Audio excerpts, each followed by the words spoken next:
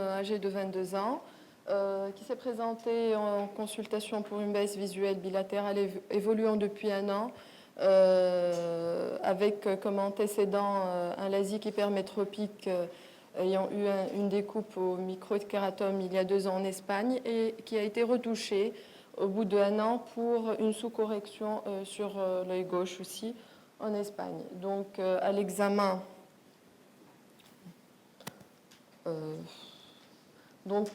à l'examen, la meilleure acuité visuelle corrigée, elle était à 8/10 sur l'œil droit avec une sphère de plus 1,25 et sur l'œil gauche à 6/10 avec une sphère de plus 3,25 et un astigmatisme de moins 3,25 à 12 degrés. L'examen du segment antérieur sur l'œil droit et sur l'œil gauche, il a montré donc des opacités cornéennes bilatérales. Le reste de l'examen était normal. Donc devant cet aspect clinique, qu'est-ce qu'on peut évoquer comme diagnostic? Donc, s'agit-il d'une invasion épithéliale, d'une fibrose de la charnière, d'une ectasie cornéenne ou bien des plis de capot? À vos boîtiers.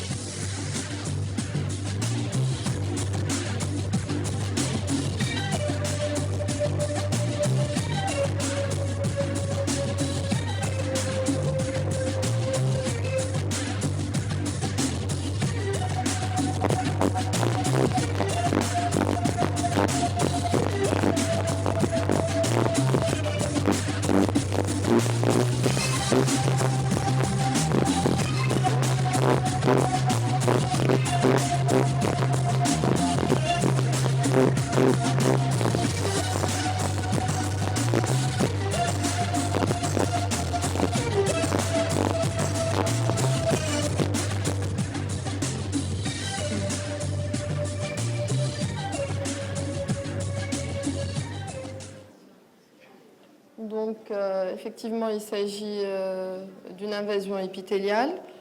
Donc, quels sont les facteurs de risque d'une invasion épithéliale? Donc, il s'agit d'une question à réponse multiple. S'agit-il d'une utilisation plutôt du microkératome que le femtosecond?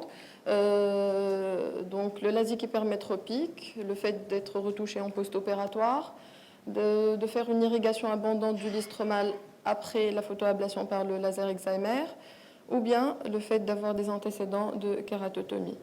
Donc à vos boîtiers.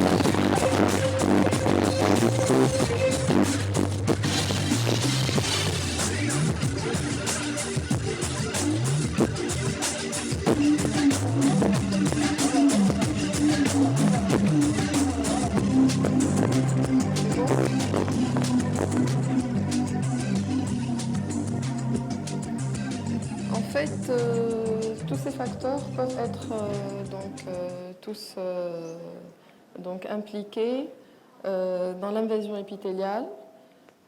Donc, il faut savoir que l'invasion épithéliale elle est vraiment fréquente après une reprise chirurgicale. Donc, selon les différentes publications, ça varie. La fréquence varie entre 5 et 30%. Elle est généralement détectée dans 78% des cas vers le premier mois. Le taux de récurrence, il est quand même assez important. Généralement, il est toujours favorisé par un défect épithélial ou une dystrophie de la membrane basale. Dans les cas bilatéraux, il s'agit plutôt d'une prédisposition génétique qui a été retrouvée dans 16% des cas. Donc, en fait, on implique 3 mécanismes. Donc, soit par mauvaise congruence et étanchéité du capot, avec donc une invasion qui part des bords du flap. Donc, on incrimine surtout la nature de la découpe donc par le microkératome, le profil de photoablation hyperopique, ou bien une complication péropératoire comme un capot qui a été déchiqueté lors de la procédure. Le transfert peut aussi se faire de ces cellules épithéliales lors des manipulations pendant la procédure, donc par un lavage abondant du lit stromal, manipulation du bord du flap, par les procédures de retouche ou de reprise. Il y a un troisième mécanisme qui est surtout le par défect épithélial dû à des infections virales post-opératoires. Ça a été décrit avec l'adénovirus. Et chez les patients ayant déjà une fragilité épithéliale par des érosions épithéliales récidivantes. Donc, il y a une classification, celle de Schridar et al. Comment est-ce qu'on peut grader cette invasion épithéliale? S'agit-il d'un grade 1, 2 ou 3?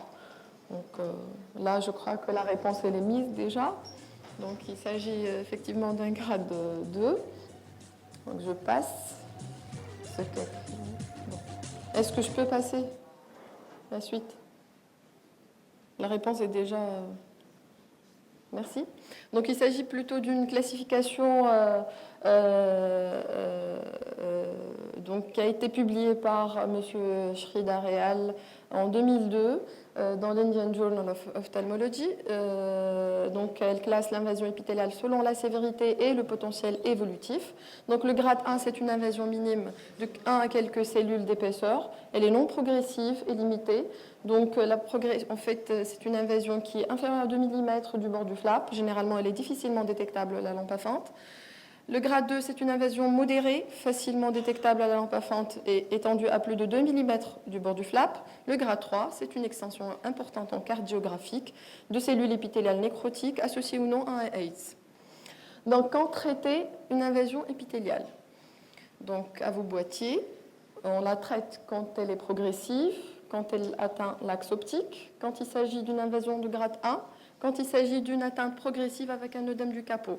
Il s'agit de questions à réponse multiple.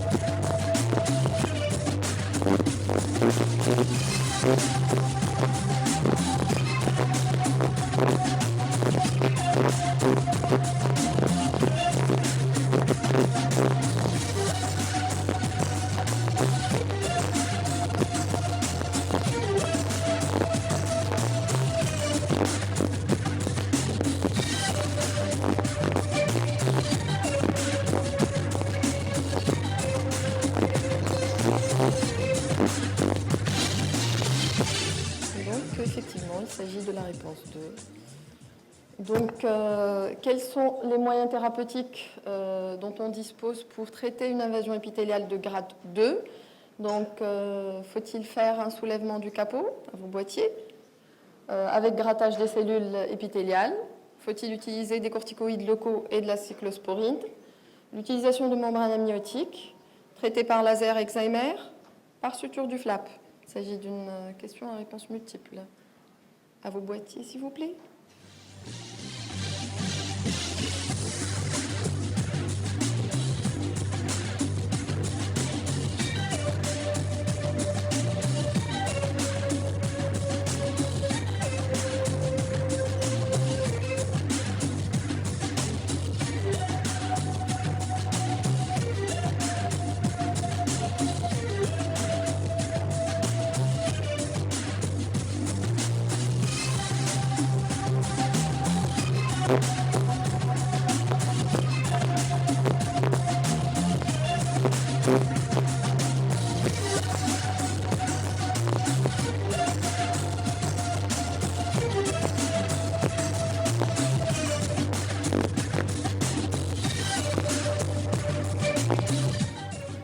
Alors, donc, en fait, il s'agit donc...